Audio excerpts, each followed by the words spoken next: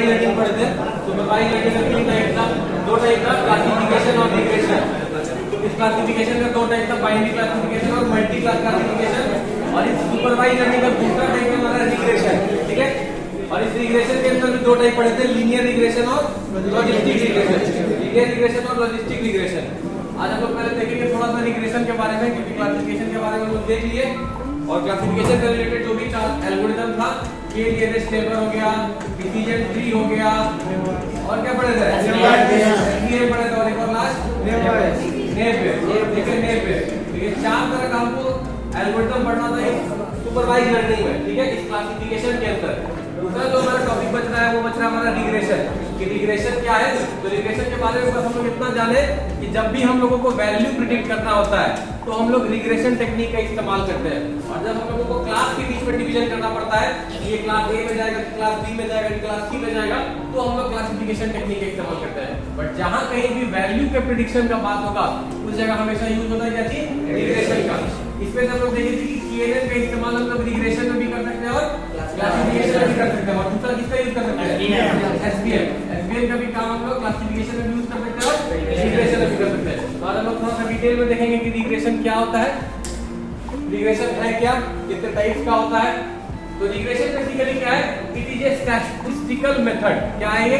Mathematical method है। Mathematical method में क्योंकि हमको वैल्यू प्रेडिक्ट करना है, तो it is a statistical method to model the relationship. ये मॉडल क्या करता है? रिलेशनशिप करता है किसके किसके बीच में?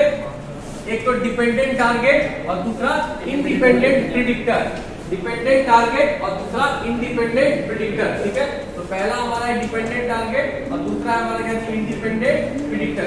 इन दोनों के बीच में रिलेशनशिप एस्टैब्लिश करता है। और रिग्रेशन, तो रिग्रेशन क्या है? एक तो पहला चीज ये एक सुपरवाइज लर्निंग का टेक्निक है जो कि लेबल डेटा पे काम करता होगा, जिसमें आउटपुट हमको पहले से पता होता होगा। इसमें हम लोग प्रिडिक्ट करते हैं वैल्यू को और इसमें हम लोग निकालते हैं रिलेशनशिप। रिलेशनशिप किसके किसके बीच में निकालते हैं? डिपेंडेंट टारगेट और इंडिपेंडेंट प्रिडिक्टर। अब जैसे हम लोग इससे प्रिडिक्ट क्या क्या कर सकते हैं? इससे हम लोग प्रिडिक्ट कर सकते हैं जैसे टेम्परेचर हमको प्रिडिक्ट करना है। जैसे कल अनुमान था कि 80% बारिश होगा, लेकिन बारिश कल 0% हुआ। मैच पूरा हो गया, मैच पूरा हो गया, बारिश हुआ लेकिन मैच पूरा हो गया, समय में मैच खत्म हो गया। तो हम लोग जो प्रेडिक्शन था 80% बारिश का, वह 80% संभावना है कि मैच नहीं हो पाएगा, तो वो संभावना हमारा गलत हो गया। वो कहता मैक्सिमम चांसेस था कि रेन हो पाएगा, मैच नहीं हो पाएगा। बट यहाँ पे हमारा प्रेडिक्शन क्या हो गया? फेल कर गया। तो प्रेडिक्शन कभी भी हमेशा एक्यूरेट हो ये संभव नहीं है, ठीक है। प्रेडिक्शन हमेशा सही होगा ये संभव नहीं है। प्रेडिक्शन गलत भी हो सकता है, सही भी हो सकता है। क्यों? क्योंकि हम लोग हमेशा काम करते हैं किस पे? डेटा के आधार पे। तो हो सकता है जो चीज पहले हुआ होगा, अब क्रिमिनल है तो क्रिमिनल का बेटा क्रिमिनल बनेगा, ये जरूरी नहीं है ना। तो ये पास्ट डेटा के आधार पर हम लोग नहीं कह सकते कि नेता का बेटा है तो हमेशा नेता ही बनेगा। बट बहुत सारे नेता है जिनके बेटा नेता बनते हैं, बट जरूरी नहीं है कि सबका बेटा का नेता ही बन जाएगा। नीतीश कुमार का बेटा तो नेता नहीं बन रहा है, ठीक है। तो on the basis of previous data हम लोग प्रिडिक्ट कर सकते हैं, लेकिन प्रिडिक्शन सही होगा कि गलत होगा इसका कोई गारंटी नहीं है। तो रिग्रेशन में हम लोग करते क्या है? रिलेशनशिप निकालते हैं डिपेंडेंट टारगेट और इंडिपेंडेंट प्रिडिक्टर में। और इसमें हम लोग क्या करते हैं? वैल्यू प्रिडिक्ट करते हैं। जैसे टेम्परेचर अगर हमको प्रिडिक्ट करना हुआ, एज प्रिडिक्ट करना हुआ, सैलरी हुआ, स्टॉक का प्राइस हुआ, ये सब चीज का इस्तेमाल करके हम लोग क्या कर सकते हैं? रिग्रेशन टेक्निक का इस्तेमाल इन सब चीज को प्रिडिक्ट करने में कर सकते हैं। एग्जांपल जैसे दे रहा है क्या चीज? Prediction of house price based on different parameter. क्या बोल रहा है कि आज हम कोई जमीन खरीदे, उस जमीन का कीमत 5 साल के बाद क्या होगा, उसका हमको प्रिडिक्शन करना है। आज हम कहीं पे जमीन खरीदे, 5 साल के बाद उस जमीन का कीमत क्या होगा। तो वो जमीन मेरा बहुत सारे चीज पे डिपेंड करेगा कि आसपास कुछ लोकेशन खुला है कि नहीं, बगल से कोई हाईवे पास किया है कि नहीं, कुछ स्कूल खुल गया है कि नहीं। तो जैसे ही कुछ नया चीज बन जाता है तो जमीन का प्राइस क्या हो जाता है? बढ़ जाता है। वही क्या कर रहा है कि prediction of house price based on different parameter like house कितना पुराना है, घर कितना पुराना है, distance from the main road, location, area और भी बहुत सारी चीजें। अगर ये सारा पैरामीटर हम देंगे तो उसके बेसिस पे हम प्रिडिक्ट कर सकते हैं कि मेरे घर का सब जो घर है उसका 5 साल के बाद वैल्यू क्या होगा। तो जहां कहीं भी वैल्यू का बात होगा सब जगह हमेशा यूज किसका होगा? रिग्रेशन टेक्निक का इस्तेमाल होगा, ठीक है। एग्जांपल जैसे यहाँ पे दिया हुआ है क्या चीज कि सपोज तेरे से मार्केटिंग कंपनी है, कोई एक मार्केटिंग कंपनी है जिसका डेटा है, ठीक है, उसका डेटा क्या दे रहा है कि ये एडवर्टीजमेंट पे $90 खर्चा करती है तो इसका सेल होता है $1000। जब ये एडवर्टीजमेंट पे $120 खर्च करती है तो इसका सेल होता है $1300। जब $150 खर्च करती है तो $1800 इसको रेवेन्यू होता है। जब $100 खर्चा करती है एडवर्टीजमेंट पे तो ये $1200। तो पूछ रहा है कि जब हम $200 खर्च करेंगे तो मेरा सेल कितना होगा।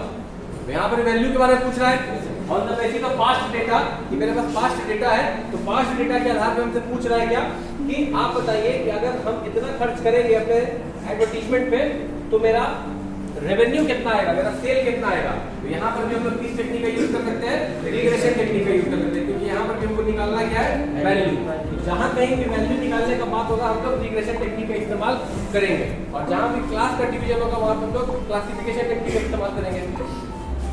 वही बोल रहा है एग्जाम्पल ये हमारा रिग्रेशन का है, 5 साल का हमारा एडवर्टीजमेंट का दे दिया डेटा, उसके आधार पर सेल दे दिया, और छठे साल पूछ रहा है कि अगर एडवर्टीजमेंट $200 खर्च करेंगे, एडवर्टीजमेंट पर अगर $200 खर्च करेंगे तो प्रिडिक्ट करिए इस सेल का वैल्यू क्या होगा। ठीक है, तो हमको एक वैल्यू प्रिडिक्ट करना है, मैथमेटिकल वैल्यू प्रिडिक्ट करना है।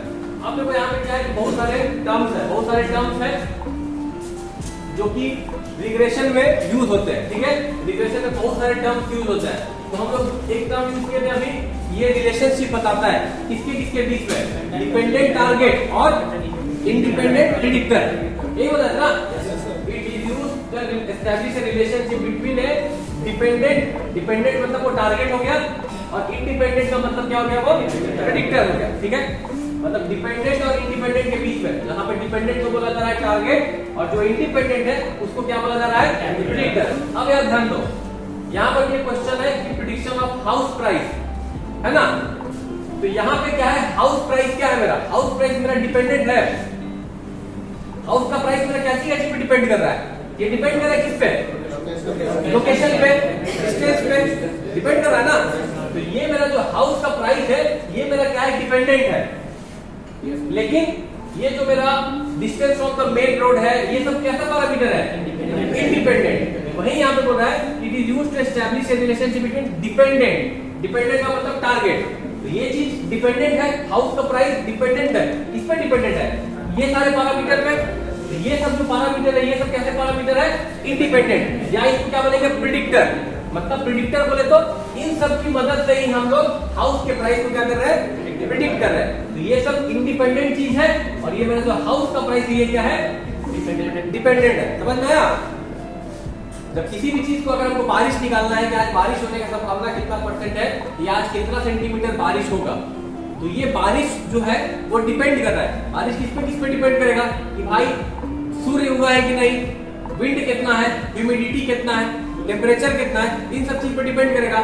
तो जो मेरा बारिश का mm है वो इंडिपेंडेंट है, वो डिपेंडेंट है, वो किस पे डिपेंड कर रहा है, टेम्परेचर पे, ह्यूमिडिटी पे। तो वो सब क्या हो गया, इंडिपेंडेंट, वो सब को कहेंगे हम लोग प्रेडिक्टर। ठीक है, तो रिग्रेशन में हम लोग बस यही करते हैं कि डिपेंडेंट यानी कि टारगेट और इंडिपेंडेंट यानी कि प्रेडिक्टर के बीच में हम लोग रिलेशनशिप एस्टैब्लिश करते हैं। तो यहाँ पे बताओ, यहाँ पे इंडिपेंडेंट और डिपेंडेंट कौन है, हमारा सेल किस पे निर्धारित है, मेरे एडवर्टाइजमेंट पे। जितना ज्यादा प्रचार प्रसार करेंगे सेल उतना ज्यादा होगा, है ना। तो ये मेरा सेल जो है ये क्या है, डिपेंडेंट, और ये मेरा एडवर्टाइजमेंट क्या है, इंडिपेंडेंट। ये मेरा एडवर्टाइजमेंट क्या हो गया, इंडिपेंडेंट हो गया।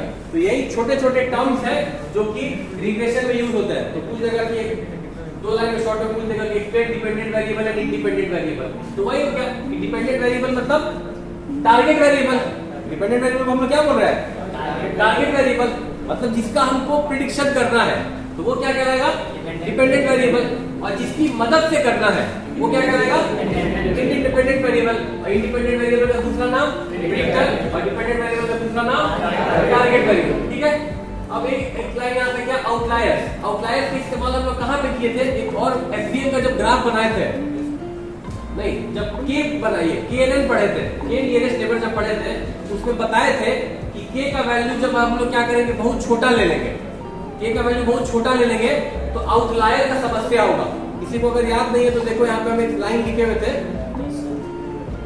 देखो KNN जब पढ़ाए थे तो KNN में एक वर्ड यूज किए थे कहीं पे, आउटलायर। देखना यहीं पे कहीं पे यूज किया होगा, लिखा हुआ कहीं पे, लिखा हुआ है there is no point. Second line में देखो, a very low value of k such as k equal to 1 or k equal to 2 can be noisy and lead to the effects of outliers in the model। तो क्या बोला था कि अगर k का value अगर हम लोग बहुत छोटा चूज कर ले तो वहां पे आउटलायर का समस्या हो जाएगा। तो वही आउटलायर का डेफिनेशन देखो यहाँ पे क्या लिखा हुआ है कि आउटलायर क्या हो गया, outlier is an observation which contains either very low value और very high value in comparison to the other observed value. अब क्या बोल रहा है, आउटलायर का मतलब क्या हो गया कि देखो मान लो कि ये मेरा $200 का हम लोग एडवर्टाइजमेंट किए, ठीक है, तो $200 का एडवर्टाइजमेंट करेंगे तो क्या होगा, सेल का हमको प्रेडिक्शन करना है, तो सेल का फिगर क्या आना चाहिए, $1380 तब आ रहा है जब हम $130 खर्च कर रहे हैं। तो क्या जरूरी है कि हमेशा एडवर्टाइजमेंट हम लोग एडवर्टाइजमेंट पे ज्यादा खर्चा करेंगे तो सेल भी ज्यादा होगा ही? जरूरी नहीं है, जरूरी नहीं है।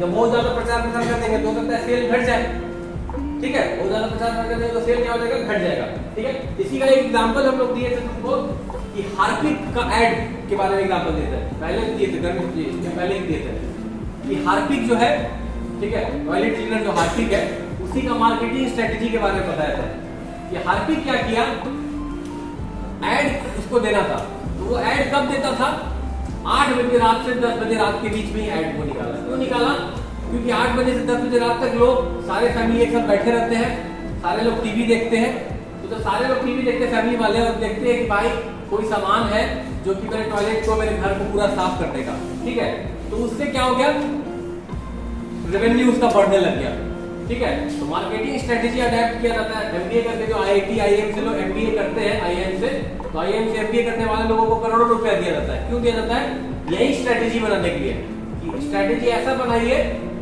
ताकि मेरा जो सेल है वो बढ़ जाए। कैसे कस्टमर को हम लोग कन्विंस करें, क्या कस्टमर को हम लोग दिखाए कि कस्टमर हमारे प्रोडक्ट को खर्च कर दे। अब ₹1 का हाजमोला है और उसका प्रचार प्रसार करता है अमिताभ बच्चन, तो ₹1 का कितना हाजमोला का पैकेट बिक जाएगा कि अमिताभ बच्चन को 2-3 करोड़ से कम तो लिया नहीं होगा, तो 2-3 करोड़ का उसको ऐड के लिए पैसा दे रहा है और ₹1 का हाजमोला का सैचे है, तो बताओ क्या उसको रेवेन्यू आ रहा होगा, रेवेन्यू आ रहा होगा तभी तो उसको 2-3 करोड़ रुपए दे रहा है, समझ गए।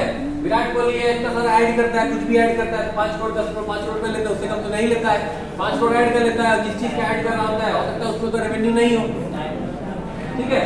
तो ये जो स्ट्रेटेजी है, ये स्ट्रेटेजी सब बहुत बड़े एमबीए वाले जो होते हैं, डेटा एनालिस्ट होते हैं, वो डेटा एनालिस्ट पूरा रिसर्च करते हैं कि इस पे इतना खर्च करेंगे, यहाँ पे एडवर्टाइजमेंट करेंगे, यहाँ एडवर्टाइजमेंट दिखाएंगे, उस पे उतना खर्च करेंगे, तब हमको कितना रेवेन्यू आएगा, ठीक है।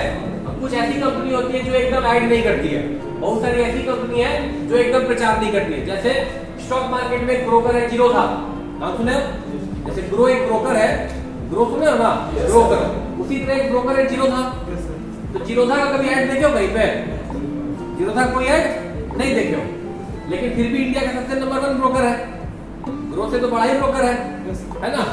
तो आखिर बिना वो रेवेन्यू, बिना वो ऐड किए, ऐड में ₹1 खर्चा नहीं करता है और फिर भी वो इंडिया का सबसे बड़ा ब्रोकर है। तो क्यों इंडिया का सबसे बड़ा ब्रोकर है, क्योंकि उसका सर्विस अच्छा होगा, उसका सर्विस अच्छा होगा, यूज करने में आसान होगा, ग्रो से बेटर होगा।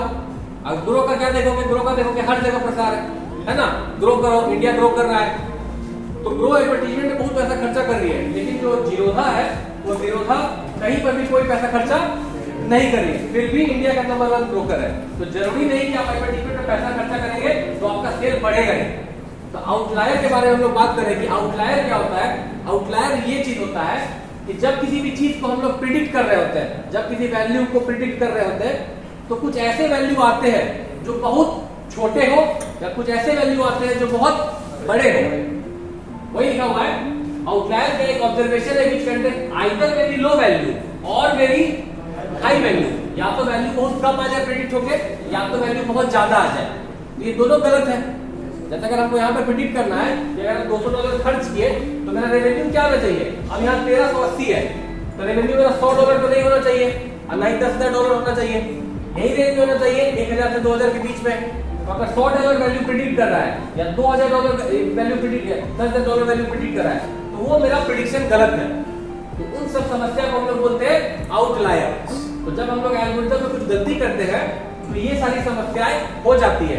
कुछ आउटलायर जनरेट हो जाते हैं, कुछ ऐसे वैल्यू जनरेट हो जाते हैं जो बहुत छोटे हैं या बहुत बड़े हैं। तो इन सब समस्या आता है यहाँ पे रिग्रेशन में। अब यहाँ पे देखो पिछले बार में क्वेश्चन यहाँ पे आया हुआ था, ठीक है, under fitting and over fitting, ठीक है, अंडर फिटिंग और ओवर फिटिंग के बारे में इस पे क्वेश्चन आया था, डिफरेंशिएट करने गया था कि अंडर फिटिंग और ओवर फिटिंग क्या है और इससे क्या समस्या हो सकती है, ठीक है। क्या बोल रहा है यहाँ पे शॉर्ट डेफिनेशन देखो, क्या इसको एक्सप्लेन करेंगे। अंडर फिटिंग के बारे में क्या बोल रहा है, if our algorithm works well with the training set data set. क्या बोल रहा है कि हम लोग डेटा को तीन पार्ट में डिवाइड करते हैं, किसमें किसमें करते हैं generally, training data, testing data और एक वैलिडेशन डेटा, यही करते हैं ना, ट्रेनिंग डेटा, टेस्टिंग डेटा और वैलिडेशन डेटा। तो यहाँ क्या कह रहा है कि अगर हमारा एल्गोरिथम ट्रेनिंग डेटा के साथ सही काम कर रहा है but does not work well with testing data, क्या कह रहा है कि हमने जो एल्गोरिथम बनाया वो हमारा एल्गोरिथम ट्रेनिंग डेटा के साथ में सही काम कर रहा है लेकिन टेस्ट डेटा के साथ में वो काम नहीं कर रहा है सही। तो ये क्या कर रहा है, then such problem is called as overfitting। तो इन सब समस्या को हम लोग क्या कहते हैं, ओवरफिटिंग कहते हैं। ओवरफिटिंग, ओवरफिटिंग क्यों कहते हैं, ओवर का मतलब ज्यादा, ओवर का मतलब क्या हो गया, ज्यादा। तो ये क्या कह रहा है कि ट्रेनिंग डेटा के साथ में हम लोग का डेटा क्या है, सही काम कर रहा है लेकिन टेस्टिंग डेटा के साथ में हमारा डेटा सही काम नहीं कर रहा है। तो यहाँ पे ये समस्या हो सकता है कि हमने सिस्टम को बहुत ज्यादा डेटा के साथ ट्रेनिंग कर दे दिया और टेस्टिंग हम लोग क्या कर रहे हैं, बहुत कम डेटा के साथ में काम कर रहे हैं। तो मान लो ट्रेनिंग डेटा में हम लोग जब भी ट्रेनिंग डेटा में किए और यही डेटा से जब इसका टेस्टिंग किए तो हमारा रिजल्ट सही आ रहा है, लेकिन जब नया डेटा के साथ हम लोग अपने एल्गोरिथम को टेस्ट करते हैं उस टाइम जो हमारा रिजल्ट है वो गलत आता है। तो इस समस्या को हम लोग बोलते हैं क्या, ओवरफिटिंग। और अंडरफिटिंग क्या बोलते हैं, if our algorithm does not perform well even with the training data set. मतलब अगर हमारा एल्गोरिथम ट्रेनिंग डेटा के साथ भी सही काम नहीं करे और टेस्टिंग डेटा के साथ भी सही काम नहीं करे तो इस समस्या को हम लोग क्या बोलते हैं, अंडरफिटिंग। समझ गए, मतलब क्या बोला, ये हमारा ट्रेनिंग डेटा है और ये हमारा टेस्टिंग डेटा है, ठीक है। तो अगर हमारा ट्रेनिंग डेटा के साथ सही काम कर रहा है और इसके साथ सही काम नहीं कर रहा है तो ये क्या कह रहा है, ओवरफिटिंग। और इसके साथ भी नहीं काम कर रहा है, इसके साथ भी नहीं काम कर रहा है तो क्या कहलाया, अंडरफिटिंग। क्या दोनों के साथ कभी कर ही नहीं सकता है, दोनों के साथ करेगा तो प्रेडिक्शन हो ही नहीं सकता है। 100% प्रेडिक्शन सही होना ये संभव नहीं है, हमेशा प्रेडिक्शन में कहीं ना कहीं कमी रहेगा। अगर 100% आपका प्रेडिक्शन हो गया सही, इसका मतलब क्या हो गया कि आपने पूरा डेटा देख रखा है। अगर हमारा हर बार हम एक 100 इमेज दिखाए, बिल्ली का और कुत्ता का 100 इमेज दिखा दिए और उसी से ट्रेनिंग कर दिए, पूरा 100 का 100 इमेज हम लोग दिखा दिए, ये 100 इमेज दिखा के कोई मॉडल को हम लोग डॉग का और कैट का, डॉग और कैट का सारा 100 इमेज दिखा दिए। अब इस 100 इमेज से हम लोग कोई एक इमेज से पूछेंगे तो सिस्टम तो सही प्रेडिक्ट करेगा, क्यों, क्योंकि उसने सारा डेटा देख रखा है, उसको पता है कि हमने जो इमेज दिखाया वो कैट का है। लेकिन कोई अगर नया इमेज हम लोग दिखा दे और नया इमेज कोई अगर प्रेडिक्ट नहीं कर पा रहा है या प्रेडिक्ट कर रहा है, तो प्रेडिक्ट कर रहा है इसका मतलब मशीन सही काम कर रहा है। तो हमेशा क्या सही काम कर पाएगा मशीन, नहीं। अगर हमेशा सही काम कर रहा है मशीन, इसका मतलब ये है कि मशीन मेरा सारा डेटा देख रखा है, मतलब मेरा जो ट्रेनिंग है वो पूरे डेटा से हो चुका है और इसी पूरे डेटा से हम लोग कुछ डेटा से यूज करके टेस्ट कर रहे हैं। बात समझ गए, 100 डेटा अगर मेरे पास है, 100 का 100 डेटा अगर मशीन को दिखा देंगे और उसके बाद मशीन से पूछेंगे तो मशीन तो सही बताएगा। लेकिन 100 में से 70 डेटा अगर दिखाएंगे और 30 डेटा नहीं दिखाएंगे और उस 30 डेटा से जब हम लोग पूछेंगे और तब अगर मेरा रिजल्ट सही आ रहा है, इसका मतलब प्रेडिक्शन सही है। समझ गए, तो कभी भी हमेशा ट्रेनिंग और टेस्टिंग सही नहीं हो सकता है। तो जब ट्रेनिंग सही हो, टेस्टिंग गलत हो, मतलब टेस्टिंग हमेशा गलत हो, ऐसा नहीं कि ये गलत हो, टेस्टिंग हमेशा गलत हो। मतलब अगर 100 डेटा मेरे पास था, 100 में अगर 70 डेटा से ट्रेनिंग दिए और 30 डेटा से टेस्टिंग किए तो 30 का 300 डेटा से हमारा टेस्टिंग गलत आ रहा है। इसका मतलब हमारा प्रॉब्लम कैसा है, ओवरफिटिंग। और ट्रेनिंग दी है, टेस्टिंग दी है, ट्रेनिंग में भी गलत आ रहा है, टेस्टिंग में भी गलत आ रहा है, इसका मतलब क्या हो गया, ये अंडरफिटिंग। एग्जाम में पिछले बार क्वेश्चन पूछा था कि एक्सप्लेन ओवरफिटिंग एंड अंडरफिटिंग, ठीक है, एक्सप्लेन ओवरफिटिंग एंड अंडरफिटिंग। तो यहाँ पे देखो अंडरफिटिंग ओवरफिटिंग के बारे में बताया, फिर से यहाँ पे ओवरफिटिंग के बारे में देखो क्या बोल रहा है, ओवरफिटिंग अकर्स। ओवरफिट के बारे में क्या बोला गया, ओवर, ओवर का मतलब ज्यादा, ज्यादा का मतलब क्या कि जब हम लोग मैक्सिमम डेटा के साथ ट्रेनिंग दे देंगे मशीन को। क्या बोल रहा है? Overfitting occurs when our machine learning model tries to cover all the data point और more than the required data point given in the training data set. मतलब जब हमारा मशीन लर्निंग एल्गोरिथम सारे डेटा पॉइंट को cover करना चाहता है या मैक्सिमम डेटा पॉइंट को कवर करना चाहता है, तो उस केस में समस्या किसका हो जाता है? ओवरफिटिंग का। कि मतलब वो चाहता है कि हम पूरे डेटा के साथ ट्रेंड हो जाए, तो पूरे डेटा के साथ ट्रेंड हो जाएगा तो प्रेडिक्शन का कोई बात ही नहीं बचा। ठीक है, तो ये समस्या हमारा क्या हो जाता है? ओवरफिटिंग का हो जाता है। Overfitting causes the model to become specific rather than generic. क्या बोल रहा है कि जब हम लोग सब कुछ दिखा ही देंगे तो बच्चे का मतलब अगर हम टेस्ट ले रहे हैं और टेस्ट का सब हम क्वेश्चन बता ही देंगे तो टॉपर तक कोई मतलब बनता नहीं है। वही बात हुआ, जब टेस्ट का क्वेश्चन सब बच्चे को बता दिए और कोई बच्चा उसमें सबसे ज्यादा नंबर ले आया तो उस टॉपर का कोई मतलब नहीं बनता है। क्यों? क्योंकि उसने सारा कुछ देख रखा है, तो हमेशा आंसर लिख ही देगा, सही रहेगा। तो वही चीज यहाँ पे है कि overfitting causes the model to become specific rather than generic. और ये these are several ways to prevent. और ओवरफिटिंग हम लोग कैसे बच सकते हैं? तो इन सब समस्याओं, इन सब की मदद से हम लोग ओवरफिटिंग के प्रॉब्लम से बच सकते हैं। पहला क्या बोल रहे हैं? Cross validation. क्रॉस वैलिडेशन का मतलब क्या हो गया कि जैसे मान लो मेरा डेटा है, ठीक है, जैसे मान लो मेरा डेटा है, क्रॉस वैलिडेशन का मतलब देखो क्या हो गया। मान लो मेरे पास 100 डेटा सेट है, ठीक है, 100 डेटा सेट है। इसी 100 डेटा से 70% हम लोग ट्रेनिंग में यूज किए और 30% हम लोग यूज किए टेस्टिंग में। ठीक है, अब क्या बोल रहा है कि ओवरफिटिंग से बचना है तो हम लोग क्रॉस वैलिडेशन कर सकते हैं। क्रॉस वैलिडेशन का मतलब क्या हो गया कि हम लोग इस ट्रेनिंग और टेस्टिंग डेटा को क्या कर सकते हैं? इंटरचेंज कर सकते हैं। ट्रेनिंग और डेटा को हम लोग क्या कर सकते हैं? इंटरचेंज कर सकते हैं। मतलब कुछ ट्रेनिंग का डेटा टेस्टिंग में डाल दे और कुछ टेस्टिंग का डेटा क्या डाल दे? ट्रेनिंग में डाल दे। इसी को हम लोग बोलते हैं क्या? Cross validation. उसके बाद क्या बोल रहा है कि the training data is too small to train add more relevant data. क्या बोल रहा है कि अगर हमारा ट्रेनिंग डेटा जो है वो बहुत छोटा है, मतलब बहुत कम है, तो जब बहुत कम है अगर ट्रेनिंग डेटा तो सिस्टम हमारा अच्छे से ट्रेन नहीं होगा। तो उसके लिए क्या बोल रहा है, जैसे मान लो मेरे पास अगर 50 ही डेटा है, ठीक है, और ये 50 में अगर हम लोग 40-45 से हम लोग अगर ट्रेनिंग दे देते हैं, ठीक है, तो हम लोगों के पास यार बहुत डेटा हमारा कम है। तो इसमें क्या बोल रहा है कि खुद से क्या करिए? Add some more relevant data. मतलब खुद से क्या करिए? कुछ और डेटा को ऐड कर दीजिए। जैसे हम लोग अभी प्रिडिक्ट कर रहे थे एडवर्टीजमेंट के बेसिस पे हम लोग सेल्स प्रिडिक्ट करते हैं, तो वहां पे मेरा 5 ही डेटा था। तो हम लोग चाहते हैं कि मेरा एक्यूरेसी और अच्छा हो जाए, तो अपने मन से हम लोग क्या करेंगे? कुछ डेटा डाल देंगे कि सेल अगर एडवर्टीजमेंट इतना है तो सेल का वैल्यू इतना है। ठीक है, तो वो सबसे बचने के लिए वो सब अगर हम लोग करेंगे तो हम लोग ओवरफिटिंग की समस्या से क्या हो सकता है? बच सकते हैं। तो ओवरफिटिंग से बचने की समस्या है क्रॉस वैलिडेशन, या दूसरा हो सकता है कि add some more relevant and clean data. कुछ अपने से डेटा को क्या कर दीजिए? ऐड कर दीजिए। तो ये हो गया हमारा ओवरफिटिंग का समस्या।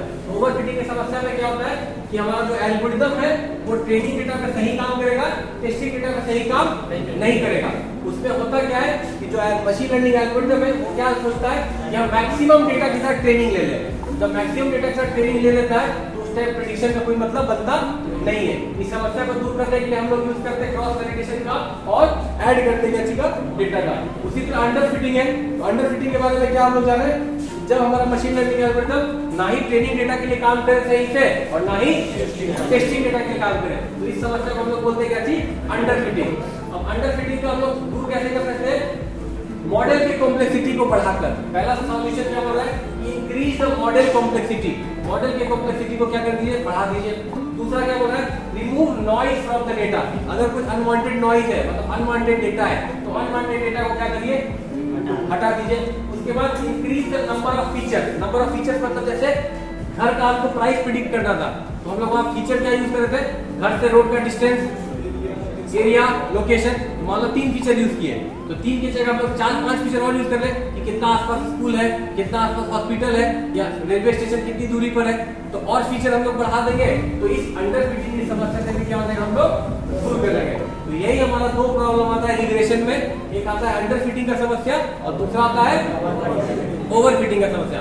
2 बार ये क्वेश्चन पूछ सकता है, मे भी इस बार भी पूछ दे कि अंडर फिटिंग और ओवर फिटिंग क्या होता है, या अंडर फिटिंग से प्रॉब्लम क्या हो सकता है, ओवर फिटिंग से प्रॉब्लम क्या हो सकता है। तो अंडर फिटिंग से प्रॉब्लम क्या होगा कि हम लोग ट्रेनिंग देंगे लेकिन हमारा जो एल्गोरिथम है वो आउटपुट प्रिडिक्ट सही नहीं कर पाएगा। ठीक है, और ओवर फिटिंग से क्या होगा कि हम लोग ट्रेनिंग देंगे तो ट्रेनिंग डेटा में सही बताएगा बट टेस्टिंग डेटा का आउटपुट सही नहीं बताएगा, ठीक है। तो ये समस्या है किसका, ओवर फिटिंग और अंडर फिटिंग का। अब उसके बाद हमारा था रिग्रेशन। तो रिग्रेशन का दो टाइप हम लोग को जनरली पढ़ना है, पहला लीनियर रिग्रेशन और दूसरा लॉजिस्टिक रिग्रेशन। और बहुत सारे टाइप होते हैं, polynomial regression, support vector regression, decision tree regression, random forest regression, but हम लोगों को बेसिक पढ़ना था लीनियर रिग्रेशन और लॉजिस्टिक रिग्रेशन। तो लीनियर रिग्रेशन के लिए हम लोग बताए थे क्या कि जब हम लोगों को एक डिस्क्रीट वैल्यू चाहिए होता है, यही कहते ना कि लीनियर रिग्रेशन में क्या मतलब, जब हम लोगों को एक डिस्क्रीट वैल्यू चाहिए होता है, जैसे y equal to ax plus b, तो y का वैल्यू क्या मिलेगा, डिस्क्रीट मिलेगा।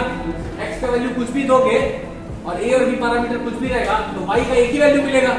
तो जब हम लोगों को एक वैल्यू चाहिए होगा, ठीक है, तो हम लोग यूज किसका करते हैं, लीनियर रिग्रेशन में। जब हम लोग को सिंपल एक ही वैल्यू चाहिए होगा, जैसे मान लो कोई ग्राफ है, यही जैसे ग्राफ है, या क्या बोल रहा है y equal to ax plus b, ये क्या बता रहा है, एक्सपीरियंस है और ये क्या है, सैलरी है। तो अगर 2 साल का एक्सपीरियंस है उसका सैलरी है करीब 25,000, अगर 3 साल का एक्सपीरियंस है तो उसका सैलरी करीब 40,000, 4 साल का एक्सपीरियंस है तो उसका सैलरी करीब 50,000। तो ये क्या है, सैंपल है कि अगर एक्सपीरियंस इतना है तो सैलरी इतना है। तो हमसे पूछेगा क्या कि बताइए कि अगर एक्सपीरियंस 7 साल है तो 7 साल में उसका सैलरी क्या होगा, यही है ना, 7 साल है तो 7 साल में बताइए उसका सैलरी क्या होगा, ये हमसे पूछ रहा है। तो इसको हम निकाल सकते हैं कि फॉर्मूला से y equal to ax plus b, जहां पे a और b दो पैरामीटर है, ठीक है, और y मेरा क्या है, डिपेंडेंट वेरिएबल, मतलब y हमारा क्या होगा, सैलरी, y क्या होगा, सैलरी, और x क्या होगा, इंडिपेंडेंट वेरिएबल, x क्या होगा, एक्सपीरियंस, और a और b हमारा क्या होगा, a और b अंदर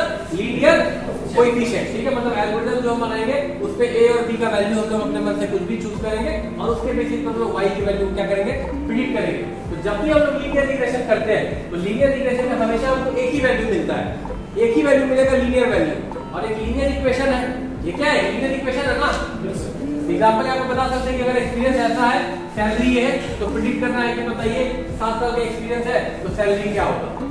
तो इस y equal to ax plus b की तरह से हम बता सकते हैं, जहां पे y हो गया डिपेंडेंट वेरिएबल और x हो गया इंडिपेंडेंट वेरिएबल। y का मतलब सैलरी और x का मतलब एक्सपीरियंस। सैलरी मेरा किस पे डिपेंड करेगा, एक्सपीरियंस है, ज्यादा मेरे पास एक्सपीरियंस होगा तो सैलरी मेरा क्या होगा, ज्यादा होगा, ठीक है।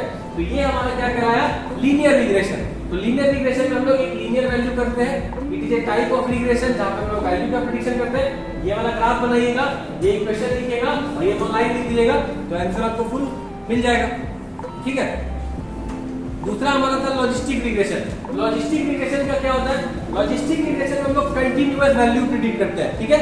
कंटीन्यूअस क्या करते हैं, वैल्यू प्रेडिक्ट करते हैं। लीनियर में सिर्फ एक वैल्यू प्रेडिक्ट करते हैं और लॉजिस्टिक में क्या करते हैं, कंटीन्यूअस वैल्यू प्रेडिक्ट करते हैं, ठीक है। अगर बारिश से 12 बजे टेम्परेचर क्या है तो 2 बजे टेम्परेचर क्या होगा, 4 बजे टेम्परेचर क्या होगा, 6 बजे टेम्परेचर क्या होगा। तो जब भी हम लोगों को कंटीन्यूअस वैल्यू प्रेडिक्ट करना होगा उस टाइम हम लोग यूज करते हैं किसका, लॉजिस्टिक रिग्रेशन का। उसके बाद एग्जाम में तुमसे क्वेश्चन पूछा जा सकता है कि differentiate between linear regression and logistic regression. तो ये 5-6 यहाँ पे दिया हुआ है, 5-6 के बाद में आप लोग पढ़ के लिख सकते हैं, ठीक है। तो ये मेरा जो टॉपिक था, ये मेरा था सुपरवाइज लर्निंग। सुपरवाइज लर्निंग में हम लोग पढ़े पूरा क्लासिफिकेशन पढ़े और रिग्रेशन पढ़े। अब हम लोग आते हैं किस पे, अनसुपरवाइज लर्निंग पे। अब हम लोग आते हैं किस पे, अनसुपरवाइज लर्निंग पे। चलो अब हमारा आज का टॉपिक है क्या, अनसुपरवाइज लर्निंग, ठीक है। तो देखो इसके पहले हम लोग पढ़े थे सुपरवाइज लर्निंग, ठीक है। इसके पहले हम लोग पढ़े थे सुपरवाइज लर्निंग। तो सुपरवाइज लर्निंग में हम लोग जो जो चीज पढ़े थे उसका उल्टा चीज होगा यहाँ पे।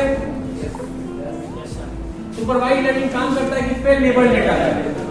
तो अनसुपरवाइज किस पे काम करेगा, अनलेबल डेटा पे। वहां पे जो आउटपुट होता है वो हमको पता होता है, यहाँ पे हमको आउटपुट पता नहीं होगा, ठीक है। वहां पे क्या करते हैं हम लोग, क्लासिफाई करते हैं। वहां पे हम लोग क्या करते हैं, क्लासिफाई मतलब बांटते हैं। और यहाँ पे क्लासिफाई नहीं करेंगे, यहाँ पे हम लोग क्या करेंगे, क्लस्टर बनाएंगे। वहां पे हम लोग क्लासिफाई करते हैं कि भाई ये ग्रुप ए पे जाएगा, ये ग्रुप बी पे जाएगा। यहाँ पे क्या करेंगे हम लोग, क्लस्टर बनाएंगे। भाई कंप्यूटर साइंस के बच्चे एक साथ हो जाओ, सिविल के बच्चे एक साथ हो जाओ, बात समझ गए। अब जैसे मान लो 300 बच्चे खड़े, एग्जाम्पल समझो, मान लो 300 स्टूडेंट गेट पे खड़े हैं, 300 स्टूडेंट गेट पे खड़े हैं। 2 तरीका हो सकता है इस 300 स्टूडेंट को 5 ब्रांच में बांटने का। या तो हम क्या करते हैं, 5 कमरा है मेरे पास, 5 कमरा है, पांचों कमरा में हम बोले कि सिविल के बच्चे कमरा नंबर 1, इलेक्ट्रिकल के बच्चे कमरा नंबर 2, इलेक्ट्रॉनिक्स के बच्चे कमरा नंबर 3। तो पहले से क्लासिफाई कर दिए, लेबल कर दिए, कमरा नंबर 1 सिविल है, कमरा नंबर 2 इलेक्ट्रिकल है, कमरा नंबर 3 मैकेनिकल है, कर दिए। तो क्लासिफिकेशन का एग्जाम्पल हो गया कि 300 बच्चे थे, हमने बताया कि कमरा नंबर 1 सिविल का है, कमरा नंबर 2 इलेक्ट्रिकल का है, कमरा नंबर 3 सीएससी का है, हमने बता दिया। तो हमने लेबल कर दिया। अब बच्चा क्या करेगा, सिविल का बच्चा डायरेक्टली यहाँ पे चला जाएगा, इलेक्ट्रिकल यहाँ चला जाएगा और सीएससी यहाँ चला जाएगा। तो ये एग्जाम्पल हो गया किसका, क्लासिफिकेशन का। क्लस्टरिंग में क्या होगा कि 300 बच्चे हैं, ठीक है, 300 बच्चे हैं। अब इस 300 बच्चे को क्या करना है, अपने अपने ब्रांच में जाना है। अब इसमें क्या करेगा, पहले 5 बच्चा चूज कर लिए, कोई 5 बच्चा क्या कर लिए, चूज कर लिए, ठीक है, कोई 5 बच्चा हम लोग चूज कर लिए। तो रैंडम 5 बच्चा चूज कर लिए और रैंडम 5 बच्चा को हम लोग क्या कर दिए, एक एक रूम में भेज दिए। रैंडम 5 बच्चा चूज किए और 5 बच्चा को क्या किए, एक एक रूम में भेज दिए। हो सकता है कि पहले रूम में 2 बच्चा इलेक्ट्रिकल का आ गया हो, सॉरी एक एक रूम में भेजे, तो हो सकता है कि इस रूम में इलेक्ट्रिकल हो, दूसरे रूम में भी इलेक्ट्रिकल ही चला गया, तीसरे रूम में हो सकता है मैकेनिकल हो, चौथे में सिविल हो और 5वें में हो सकता है कि सीएससी हो सकता है, हो सकता है। 5 बच्चा हम लोग का रूम में चला गया। अब उसके बाद हमको क्या करना है, अब हम बच्चे को ये नहीं पता है कि कमरा नंबर 1 में जो इलेक्ट्रिकल का कमरा है या कमरा नंबर 2 भी इलेक्ट्रिक सिविल का है या कमरा नंबर 3 मैकेनिकल का है, ये हमने बच्चे को नहीं बताया। तो यहाँ जो मेरा लेबल है वो लेबल नहीं है, ये एक्चुअली क्या है, अनलेबल्ड। ये मेरा डेटा क्या है, अनलेबल्ड। अब बच्चा क्या करेगा, खुद बच्चा क्या करेगा, एक एक करके अपना रूम में जाएगा, देखेगा कि यहाँ पे मेरा दोस्त है, मतलब मेरा दोस्त है यहाँ पे। अगर इलेक्ट्रिकल पहले रूम में गया तो उसको दिखा कि भाई इलेक्ट्रिकल का रूम है, तो इलेक्ट्रिकल में चला जाएगा। अगर दिखा कि यहाँ मैकेनिकल है तो मैकेनिकल का बच्चा यहाँ चला जाएगा, पहले यहाँ जाएगा, देखेगा यहाँ इलेक्ट्रिकल का बच्चा दिख रहा है तो यहाँ नहीं जाएगा, वो कहाँ चला जाएगा, मैकेनिकल में। फिर सिविल का बच्चा हो सकता है कि यहाँ चला जाए, चला जाए। तो अगर पहला बार में अगर हमारा एक एक बच्चा एक एक रूम में चला गया तब हमारा प्रॉब्लम सॉल्व हो गया, लेकिन जरूरी है कि जाएगा। अब यहाँ में पहली बार में इलेक्ट्रिकल गया और दूसरे कमरा में भी कौन बच्चा गया, इलेक्ट्रिकल। अब कोई अगला बच्चा आएगा तो अगला बच्चा मान लो आया, कोई इलेक्ट्रिकल का बच्चा फिर से आया, तो इलेक्ट्रिकल का बच्चा यहाँ गया, देखा यहाँ तो सीएससी है, यहाँ गया, यहाँ देखा सिविल का बच्चा है, यहाँ गया देखा मैकेनिकल का बच्चा है, इन तीनों कमरा में तो नहीं जाएगा। अब या तो वो इस कमरा में जा सकता है या तो वो इस कमरा में जा सकता है, जा सकता है ना। तो देखो ये एक अलग ग्रुप बन जाएगा, सीएससी में कोई दिक्कत नहीं होगा, ये सीएससी का एक अलग ग्रुप बन जाएगा, सिविल का भी एक अलग ग्रुप बन जाएगा, मैकेनिकल का भी एक अलग ग्रुप बन जाएगा। बस 2 ब्रांच कर रहा है, ईसी और इलेक्ट्रिकल।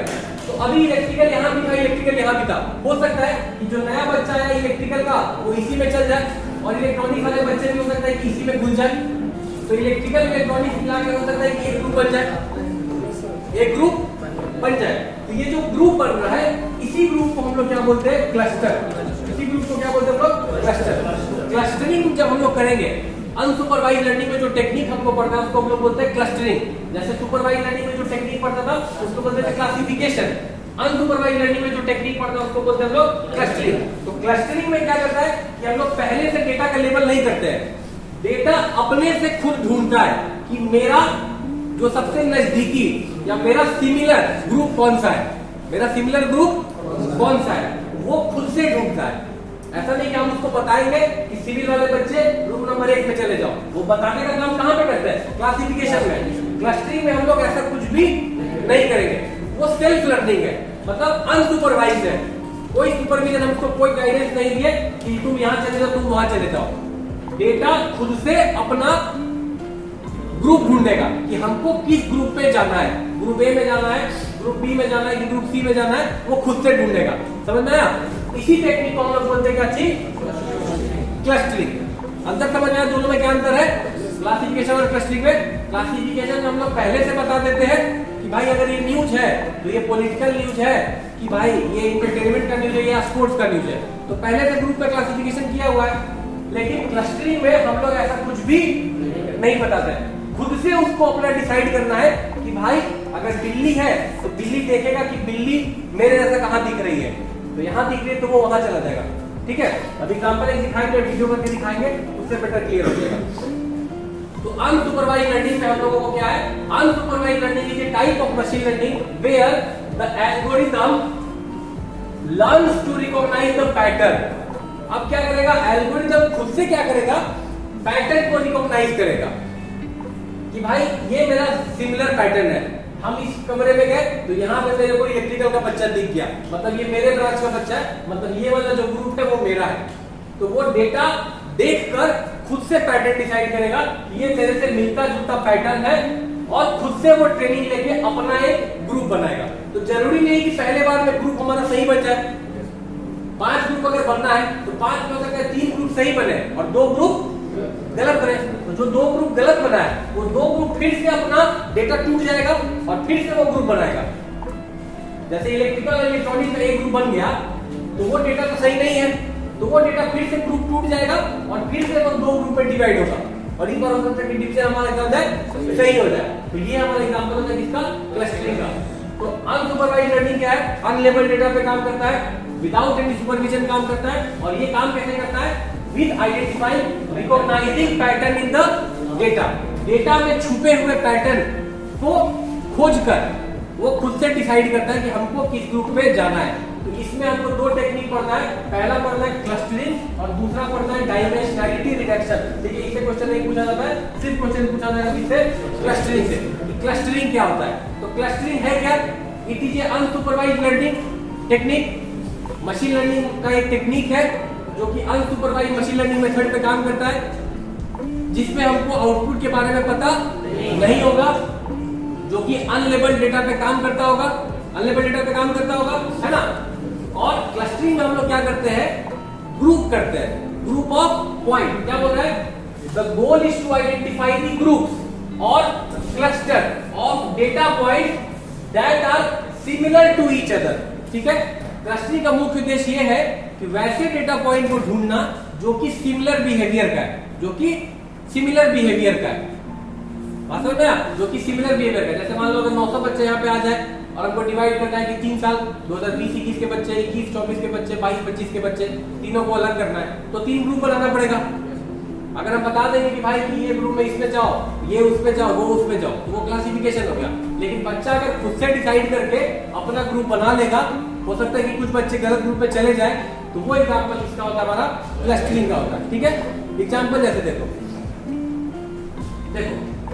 ये मेरा देखो क्या है एग्जाम्पल, ये क्लस्टरिंग का। ठीक है, ये मेरा क्लस्टरिंग एग्जाम्पल है। अब यहाँ पे कहीं पर मैं बता रहे कि ये पपीता है और ये स्ट्रॉबेरी है और ये सेब है, कहीं लेबल लिखे हैं नहीं, या सिंपली क्या लिखा हुआ है, रॉ डेटा।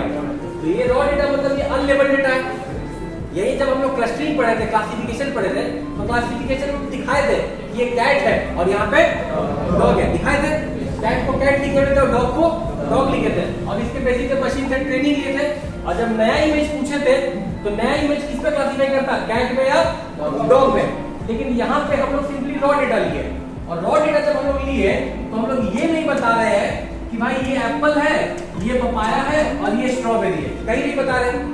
ये पूरे डेटा से हम लोग ट्रेनिंग की है।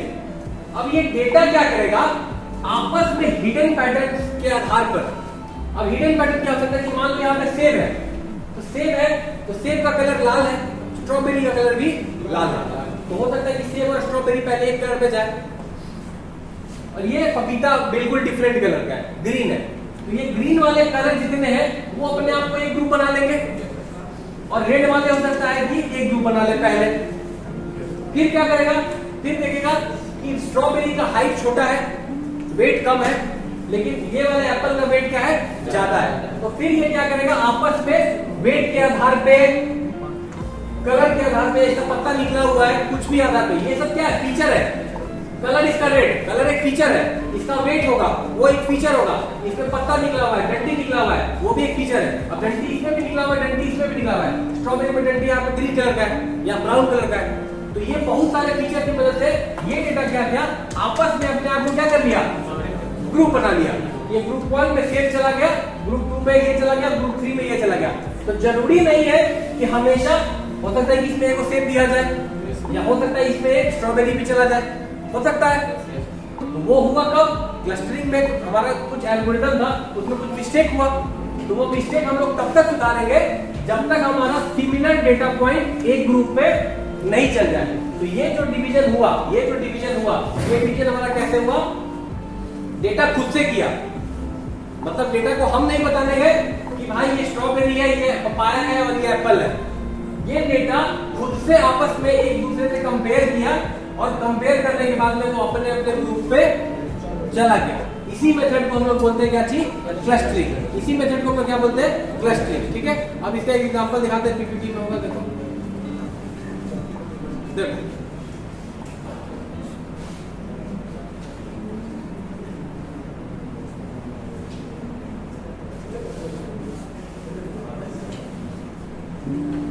चलो देखो देखो ये एक एग्जांपल दिखा रहा है, देखो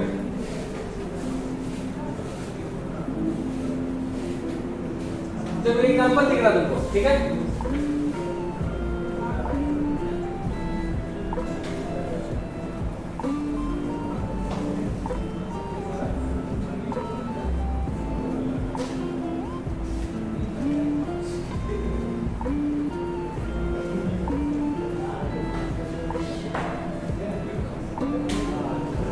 चलो यहाँ देखो देखो ये बहुत सारा जानवर तुमको दिख रहा है, ठीक है। यहाँ पे खरगोश दिख रहा है, यहाँ भी खरगोश है, यहाँ भी खरगोश है, यहाँ भी खरगोश है, ठीक है। यहाँ पे बकरी है, और कहाँ बकरी है? यहाँ भी बकरी दिख रही है, यहाँ भी बकरी है। तो यहाँ देखो 3-4 प्रकार के, अब यहाँ पे डक है, बत्तख है, यहाँ भी बत्तख है, ठीक है। तो 3-4 प्रकार के यहाँ पे वैरायटी ऑफ डेटा है, ठीक है। अब इधर देखो, अब ये देखो, अब आपको इसका क्या करना है? अगर हम बोले कि ऐसा मेरा कोई डेटा है, इस डेटा का क्लासिफिकेशन करो, इस डेटा का क्या बोले? क्लासिफिकेशन करो। तो क्लासिफिकेशन में क्या होगा? क्लासिफिकेशन में तुम क्या करोगे? इस खरगोश को एक ग्रुप में, इस मुर्गी को एक ग्रुप में, इस बत्तख को एक ग्रुप में, इस बकरी को एक ग्रुप में, और ये भी मुर्गी का ही जो भी प्रकार है।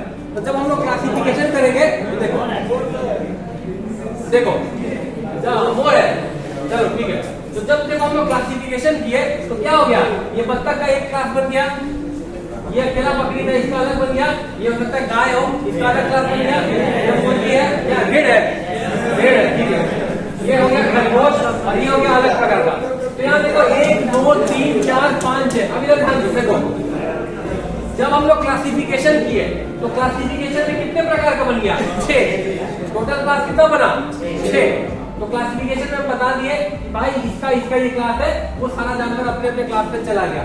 लेकिन जब हम लोग इसी का क्लस्टरिंग करेंगे तो देखो क्लस्टरिंग जब हम लोग करेंगे तो तुम देखो ये जो है ये किससे मिलता जुलता है? इससे, और ये भी मिलता जुलता है इससे। ये जो जानवर है ये किससे मिलता जुलता है? इससे। और ये एक अलग ग्रुप दिख रहा है, दिख रहा है ना। तो जब हम लोग क्लस्टरिंग करेंगे तो क्लस्टरिंग करेंगे तो देखो क्या बोलेगा? देखो जब हम लोग क्लस्टरिंग किए तो देखो क्लस्टरिंग के तो क्या बना? ये 2 पैर वाले एक साथ हो गए और ये 4 पैर वाले एक साथ हो गए। तो ये हम इसको कैसे भेजे थे? यहाँ पे पैरामीटर क्या यूज किए? इनपुट फीचर क्या यूज किए? Leg, number of leg. Number of leg जिसका 2 है वो सब एक ग्रुप बन जाओ, और नंबर ऑफ लेग जिसका 4 है उसका एक ग्रुप बन जाओ। अब उसके बाद भी फर्दर अगर इसको ग्रुप में डिवाइड करना है तो फिर हम लोग देखते हैं कि भाई हाइट किसका ज्यादा है, हाइट जिसका इसमें ज्यादा है उसका एक ग्रुप बन जाता, और जिसका कम है उसका एक ग्रुप बन जाता। तो ये एग्जांपल किसका हमारा? क्लस्टरिंग का। क्लस्टरिंग में हम लोग हिडन पैटर्न ढूंढते हैं। हम लोग हिडन पैटर्न यहाँ पे ढूंढते हैं कि भाई नंबर ऑफ लेग्स यहाँ पे हमारा इनपुट फीचर है कि 2 पैर है तो 2 पैर का एक ग्रुप, और 4 पैर है तो 4 पैर का एक ग्रुप। तो ये हमारा एग्जांपल किसका हो गया? क्लस्टरिंग का, ठीक है। ये हमारा एग्जांपल किसका हो गया? क्लस्टरिंग का। ये क्लासिफिकेशन हो गया और ये हमारा क्या हो गया? क्लस्टरिंग। चलो तो हम लोग आ जाते हैं अपने एक टॉपिक पे जिसका नाम है क्लस्टरिंग। तो क्लस्टरिंग है क्या? ये अनसुपरवाइज्ड मशीन लर्निंग एल्गोरिथम है जिसपे अनलेबल्ड डेटा पे हम लोग काम करते हैं। Clustering is the task of dividing the population or data point into a number of group. बहुत सारे डेटा पॉइंट्स को आपको डिवाइड करना है किसमें? ग्रुप्स में, such that data points in the same group are more similar. एकदम similar होगी गारंटी नहीं है, लेकिन इस तरह से हमको डिवीजन करना है ताकि एक ग्रुप में जो डेटा है वो मैक्सिमम क्या हो? सिमिलर हो। मतलब अगर दो पैर वाला अगर जानवर का एक ग्रुप बना है तो उसके सारे लोग कौन प्रकार के हो, दो पैर के, और चार पैर वाले हो तो सारे ग्रुप वाले किसमें हो, चार पैर में। तो यही काम किसका है, क्लस्टरिंग का, कि हमको इस तरह से डिवाइड करना है ताकि सिमिलर डेटा एक ग्रुप पे जाए और डिसिमिलर डेटा दूसरे ग्रुप पे जाए। Similar to other point in the same group and dissimilar data points in the other group. मतलब एक तरह के सिमिलर डेटा एक ग्रुप और दूसरे प्रकार के सिमिलर डेटा दूसरे ग्रुप में। दूसरा डेफिनेशन क्या बोल रहा है, it is A way of grouping the data points into different clusters consisting of similar data points. क्या बोल रहा है, ये एक टेक्निक है जिससे हम लोग डेटा पॉइंट्स को क्लस्टर में डिवाइड करते हैं। अब जैसे मान लो यहाँ पे एग्जांपल ऐसे है कि मान लो कि हम लोग यहाँ मान लो क्लस्टर बना, ये दो चिड़िया का अगर पैर का क्लस्टर बना। अब कोई नया अगर जानवर आ जाए दो पैर वाला, तो तुम दो पैर वाला जानवर को किस पे डालोगे, दो पैर वाले ग्रुप में। कैसे डालोगे, उस ग्रुप से इस क्लस्टर के एलिमेंट को कंपेयर करोगे और चेक करोगे क्या मेरा डेटा इस सर्किल के अंदर जो डेटा है इससे मिलता जुलता है कि नहीं। अगर इसका फीचर इससे मिलता जुलता होगा तो इसको इस ग्रुप में डालोगे, अगर इसका डेटा इससे मिलता जुलता होगा तो इसको इस ग्रुप में डालोगे। तो यही काम हमको क्लस्टरिंग में करना होता है। जब हम लोग ग्रुप बना लेते हैं तो ग्रुप बनाने के बाद में हम लोग क्या करते हैं, डेटा पॉइंट्स को सिमिलैरिटी के आधार पर डालते हैं। ठीक है, सिमिलर है, अगर सिमिलर होने के क्या क्या बहुत सारा चीज निकाल सकते हैं, जैसे यूक्लिडियन डिस्टेंस निकाल सकते हैं, यूक्लिडियन डिस्टेंस निकाल सकते हैं कि अगर सिमिलर फीचर है तो डिस्टेंस बहुत कम होगा।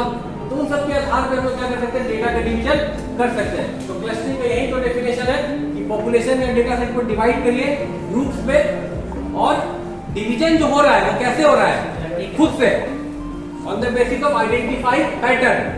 छुपे हुए पैटर्न को देखते हुए हमको अपने आप को ग्रुप में डिवाइड कर लेना। ठीक है, यही एग्जांपल तुम अपने एग्जांपल में बना सकते हो कि भाई यहाँ पे सेब है, स्ट्रॉबेरी है, जो भी है, एल्गोरिथम में गया, अपने आप में क्या बन गया, तीन ग्रुप बन गया।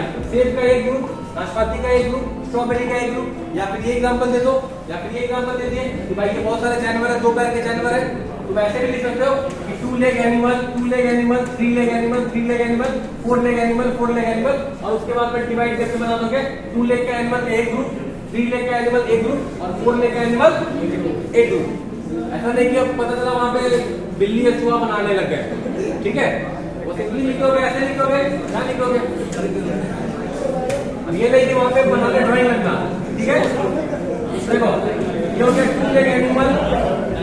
ठीक है, कलर लेके जा सकते हो, बेटर है, 3 को कलर लेके चले जाओ, 3 कलर ले लो, एक कलर से बेसिस पे आइडेंटिफाई हो जाएगा। तो इस हिसाब से भी तुमको कर सकते हो। अब उसके बाद आते हैं हम लोग आगे। अब देखो, अब यहाँ पे क्लस्टरिंग का इस्तेमाल कहाँ कहाँ करते हैं। अब देखो पूछ रहा है application of clustering in different field, clustering का इस्तेमाल हम लोग कहाँ कहाँ पे करते हैं। तो इन सारे जगह मशीन लर्निंग में जो एल्गोरिथम का सबसे ज्यादा यूज होता है वो है क्लस्टरिंग। ठीक है, मशीन लर्निंग में मैक्सिमम यूज हम लोग किसका करते हैं, क्लासिफिकेशन और क्लस्टरिंग ही करते हैं। तो क्लस्टरिंग का इस्तेमाल इन सारे फील्ड में यूज किया जाता है। जैसे यहाँ पे बोला जा रहा है जैसे सिटी प्लानिंग, क्या बोला जा रहा है, सिटी का प्लानिंग करने में यहाँ क्या लिखा हुआ है, it is used to make group of houses and to study their value based on their geographical location and factors present. जैसे चंडीगढ़ है, तो चंडीगढ़ जो शहर है वो चंडीगढ़ शहर बसाया हुआ है। चंडीगढ़ कभी जाओगे तो जैसे यहाँ पे क्या है, यहाँ तो जहां मन करता है आदमी घर बना लेता है, जमीन बना लेता है, जहां मन करता है रोड निकाल लेता है, रोड कब्जा कर लेता है। चंडीगढ़ जो शहर है वो चंडीगढ़ शहर प्रॉपर तरीके से बनाया हुआ है। प्रॉपर तरीके से बनाया हुआ है, किस तरह से बनाया हुआ है कि भाई अगर मान लो यहाँ पे रोड है, ठीक है, अगर यहाँ पे रोड जा रहा है, ठीक है, तो भाई ये रोड है, इधर भी रोड है, इधर भी रोड है, तो भाई बता दिया ये रोड नंबर 1 है, ये रोड नंबर 1 है, ये रोड नंबर 2 है, ये रोड नंबर 3 है। ये जो बिल्डिंग है, इस बिल्डिंग का नाम दे दिया भाई रोड नंबर 3 है, तो 3A1, इसका नाम दे दिया 3A2, इसका नाम दे दिया 3A3। ठीक है, ऐसा नहीं कि भाई तुम आपको मन किया तो यहाँ भी घर बना लिया, आधा रोड पे भी निकाल लिया, ऐसा कुछ नहीं। प्रॉपर तरीके से पूरा शहर ऑर्गेनाइज है कि भाई इस गली से जाओगे ये रोड नंबर 1 है। जैसे पटना में राजीव नगर जाओगे, राजीव नगर जाते हो ना, राजीव नगर में जो पटना का है वो भी प्रॉपर तरीके से बताया हुआ शहर है, मतलब रोड बताया हुआ है, road number 1, road number 2, road number 3 है ना। रोड नंबर 1 में घुसोगे, रोड नंबर 2 में घुसोगे, तो वो भी प्रॉपर प्लानिंग करके बनाया गया है। जब हम लोग प्लानिंग करके बनाते हैं तो थोड़ा बहुत ज्यादा अच्छा दिखता है, कॉस्ट